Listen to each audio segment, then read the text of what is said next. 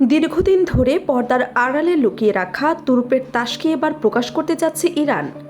সাবেক মার্কিন গোয়েন্দা কর্মকর্তার এক বিস্ফোরক দাবিতে নতুন করে উত্তপ্ত আন্তর্জাতিক অঙ্কন। যদি সেই দাবি সত্য হয়, তাহলে বিশ্ব শক্তির দাবার বোর্ডে শুরু হতে পারে সম্পূর্ণ নতুন খেলা। মধ্যপ্রাচ্যের শক্তির ভারসাম্য থেকে শুরু করে যুক্তরাষ্ট্র, ইসরায়েল ও পশ্চিমা বিশ্বের নিরাপত্তার হিসেব সবকিছুই বদলে দিতে পারে এক ঘোষণায়। কয়েকদিনের মধ্যেই নিজেকে পরমাণু শক্তিধর রাষ্ট্র হিসেবে ঘোষণা করতে পারে ইরান। সম্প্রতি এমন দাবি সামনে এনেছে মার্কিন কেন্দ্রীয় গোয়েন্দা সংস্থা সিআইএর সাবেক বিশ্লেষক লেরি জনসন। যদিও ইরানের পারমাণবিক কর্মসূচি নিয়ে এর আগেও বহুবার একই ধরনের আলোচনা ও জল্পনা দেখা গেছে, তবে এবার পরিস্থিতি ভিন্ন বলে দাবি করছেন তিনি।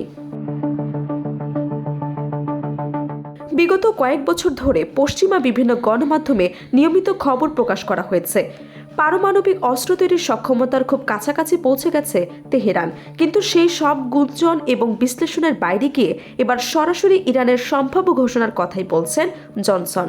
তার দাবি শুধু ঘোষণাই নয়, প্রয়োজন হলে নিজেদের সক্ষমতা প্রদর্শনে পরীক্ষামূলক বিস্ফোরণের পথেও হাঁটতে পারে দেশটি। জাজিং ফ্রিডম পডকাস্টের রাজনৈতিক বিশ্লেষক এন্ডো নাপোলিতানের সঙ্গে আলোচনায় এসব মন্তব্য করেন লেরি জনসন। সেখানে তিনি আরও দাবি করেন, ইরানের পারমাণবিক অগ্রগতি নিয়ে পাকিস্তান অত্যন্ত উদ্বিগ্ন এবং এ বিষয়ে মার্কিন প্রশাসনের শীর্ষ পর্যায়ে বিশেষ বার্তা পাঠানো হয়েছে। জনসনের ভাষ্য অনুযায়ী পাকিস্তানের পররাষ্ট্রমন্ত্রী ইসাক দার ব্যক্তিগতভাবে মার্কিন পররাষ্ট্রমন্ত্রী মার্কো রুবিওকে একটি রেড অ্যালার্ট বার্তা পৌঁছে দিয়েছে। এই বক্তব্য প্রকাশে আসার পর গত 29 মে অনুষ্ঠিত ইসাক দার ও মার্কো রুবিওর বৈঠক ঘিরে নতুন করে শুরু হয়েছে নানা জল্পনা কল্পনা।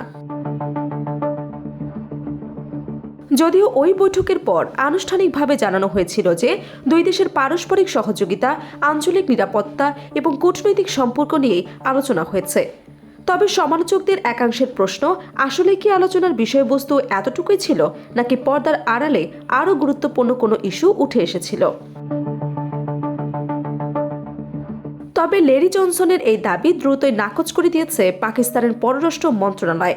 ইসলামাবাদের পক্ষ থেকে বলা হয়েছে, ইরানের পারমাণবিক কার্যক্রম সম্পর্কিত কোনো গোপন তথ্য যুক্তরাষ্ট্রের সঙ্গে ভাগাভাগি করা হয়েছে। এমন দাবি সম্পূর্ণ ভিত্তিহীন, অনুমান নির্ভর এবং বাস্তবতা বর্জিত। তবু থামছে না বিতর্ক, কারণ একই ধরনের ইঙ্গিত দিয়েছে ব্রাজিলিয়ান ভূ রাজনৈতিক বিশ্লেষক পেপে এসকোব্রাও। তার মধ্যে ইরান এমন এক পর্যায়ে পৌঁছে গেছে যেখানে চাইলে খুব অল্প সময়ের মধ্যেই নিজেদের পারমাণবিক সক্ষমতা বিশ্ববাসীর সামনে তুলে ধরতে পারে। এমনকি একটি সীমিত অভ্যন্তরীণ পরীক্ষামূলক বিস্ফোরণের মাধ্যমেও সেই বার্তা দেওয়া সম্ভব বলে মনে করেন তিনি। অন্যদিকে জনসনের আরও দাবি, সাম্প্রতিক সময়ে ইরানের সর্বোচ্চ নেতা আয়াতুল্লাহ আলী খামেনির প্রতি যুক্তরাষ্ট্রের অবস্থানে যে পরিবর্তন দেখা যাচ্ছে এবং ইসরায়েলের প্রধানমন্ত্রী বেঞ্জামিন নেতানিয়াহুর সঙ্গে ওয়াশিংটনের কিছু নীতিগত দূরত্ব তৈরি হয়েছে, যার পেছনেও ইরানের পারমাণবিক অগ্রগতির বিষয়টির প্রভাব ফেলতে পারে। তার মতে তেহরান খুব সচেতনভাবে কিছু তথ্য এমন যোগাযোগ ব্যবস্থায় আদান প্রদান করেছে যা পশ্চিমা গোয়েন্দা সংস্থাগুলোর নজরে আসার সম্ভাবনা ছিল। উদ্দেশ্য একটাই, নিজেদের সক্ষমতা সম্পর্কে একটি বার্তা পৌঁছে দেয়া এবং প্রতিপক্ষকে নতুন হিসেব নিকেশে বাধ্য করা। তবে এখন পর্যন্ত এসব দাবির পক্ষে কোনো আনুষ্ঠানিক প্রমাণ প্রকাশ পায়নি। ইরানও নিজেদের পারমাণবিক অস্ত্র তৈরির বিষয়টি প্রকাশ্যে স্বীকার করেনি, বরং তেহরান বরাবরই দাবি করে আসছে তাদের পারমাণবিক কর্মসূচি সম্পূর্ণ শান্তিপূর্ণ এবং বেসামরিক উদ্দেশ্যে পরিচালিত।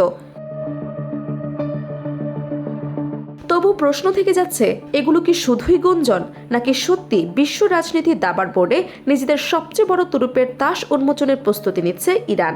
উত্তর যাই হোক, মধ্যপ্রাচ্যে বিভিন্ন আন্তর্জাতিক রাজনীতির পরবর্তী কয়েকটি দিন যে অত্যন্ত গুরুত্বপূর্ণ হতে যাচ্ছে, সেই বিষয়ে সন্দেহের খুব বেশি সুযোগ নেই।